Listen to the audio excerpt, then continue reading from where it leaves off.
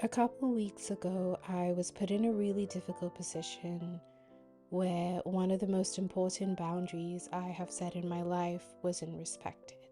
People tried to force me to see someone who I no longer wish to have a relationship with.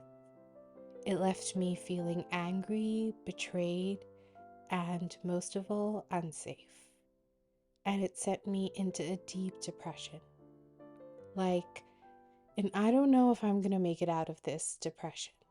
I've struggled with depression since I was 16, and it's the kind of depression that has everything to do with my external world. I'm someone who experiences emotions deeply, and when something awful happens to me or the people I love, or the world in general, really, my depression rises to the surface until it feels all-consuming and inescapable. I wanted to make a video today about depression in case anyone out there shares my experience. I want you to know that I see you, I feel you. I know it can often feel like we're alone in this, but I promise you I'm right there with you. This is how I move through my sadness. My depressive cycle started like it usually does, with me not being able to get out of bed.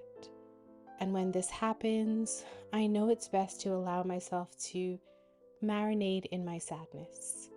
I lay in bed for hours, deep in my thoughts, sifting through all the emotions hiding behind the veil of sadness. I felt frustrated by how hard I'd worked to set boundaries, only for them to be disrespected. I felt disheartened by a world that cares so little about keeping women of color safe. I felt confused by people who choose to act without care. I felt exhausted by how much work it takes to live life amongst unloving people. I felt a longing for my mom, who always managed to make me feel protected and safe.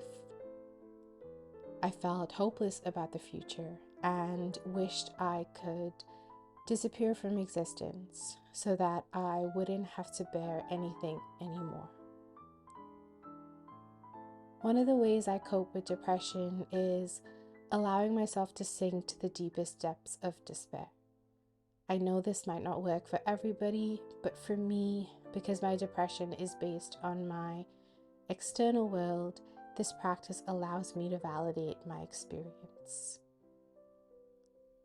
While in the depths of despair, I find it helpful to surround myself with calming scents like lavender, or drink calming drinks like rose petal tea or beetroot lattes. When I have the option to, I like to take a week off all responsibilities and instead engage in practices that make my heart feel lighter, like watching cooking videos on YouTube or reading a book that requires very little emotional labor, like a recipe book.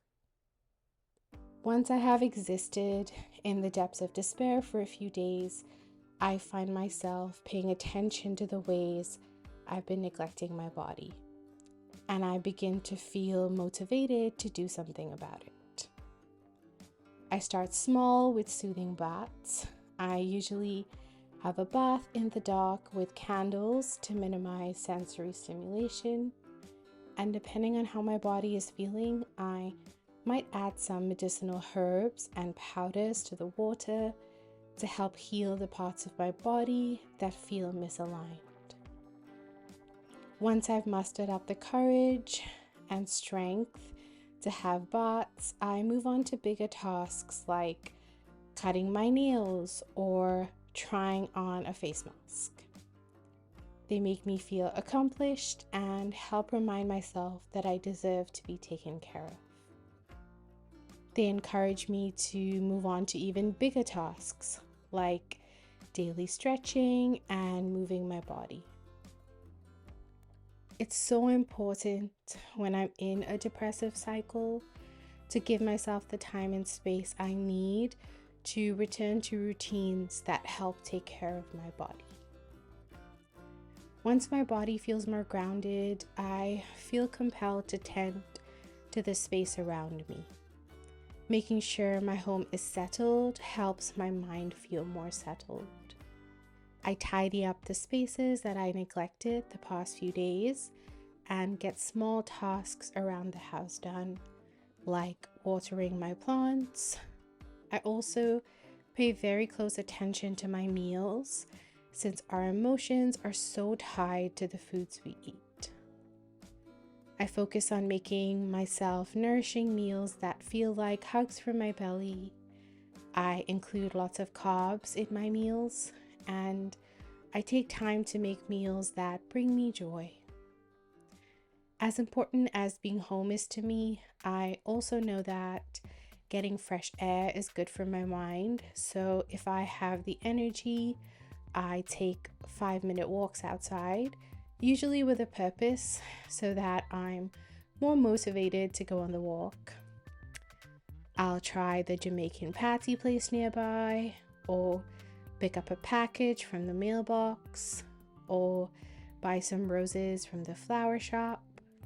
Tasks like these remind me that there is an entire world that exists outside my depression, just waiting for me to enter back into whenever I'm ready. When I feel more emotionally stable is when my mind begins to process my depressive cycle. I begin to critically think about what happened to me and where I want to go from here. And wow, did this depressive cycle offer me perspective. I reflected on the reality that women, especially women of color, are expected to please others at the expense of ourselves. And when we deviate from that norm, we are punished. Everyone tells us to set boundaries for ourselves if we want to feel respected. And yet when we do set boundaries, people ignore them or try to force us to break them because they never wanted us to set boundaries in the first place. They just didn't want to put in any work to make us feel respected. I reflected on how much work I'd put in the last decade to create a circle of friends so deeply rooted in love, and how when my boundary was disrespected this week, it was my friends who stepped in with a plan to make sure my boundary was not broken. The moment I told them I was scared of being put in an unsafe position, they jumped on board to protect me, no questions asked. I also reflected on who I was as a person and why I was even bothering to exist in a world that felt so contradictory to who I was at my core. What was the point? The truth is, people attempt to force me to break my boundaries because they're terrified of them. They're terrified of a world where people are allowed to break away from unloving relationships and move towards loving ones instead. Our current world exists because of cycles of continued harm, and to break those cycles would mean breaking apart our very understanding of relationships. And that is the point. That's exactly what I'm on this earth to do. In Sanskrit, there's this word, dharma, which can be described as our inherent calling or our spiritual offering in the material world, the way we use our skills to serve the world. And I've often wondered what my dharma is. And now I know. It is to love myself and others radically, to expand the parameters of love as we know it to one that is rooted in justice, a love where we are allowed to feel safe in relationships. And some people might call me selfish or unforgiving for choosing not to have relationships with people who are unloving. But I know in my heart what love is, and no one can take that away from me. Choosing not to have relationships with people who are unloving is loving towards myself. Love is the most authentic part of me, and I've spent the last decade making my way back to myself, slowly discarding the parts of my life that felt inauthentic, and I truly feel like I have finally arrived. And yes, there will still be moments like this week where people will try to stand in my way and try to bring me back to what they understand. And it will be excruciatingly painful because living in an oppressive world is exactly that. And I will be angry because I have very little compassion and empathy for people who choose lovelessness or cowardice and then expect me to choose the same.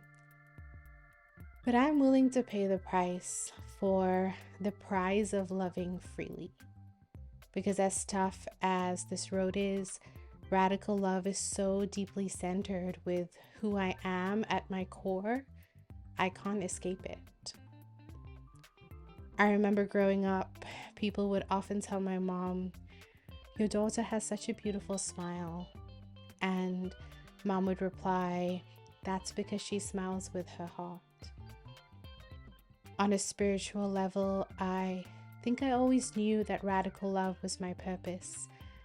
I just needed some time to shed the ways of the oppressive world we live in. But I've arrived and I'm ready to keep learning how to love myself and others in the ways we deserve.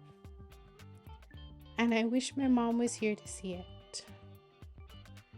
But I'm also grateful for the ways she kept me on this path for the first 28 years of my life.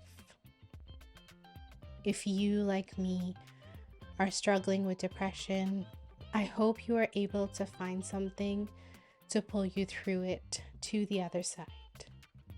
Whether it's your family, your friends, or yourself, I hope you're able to hold on to the light of your existence because you deserve more than the darkness.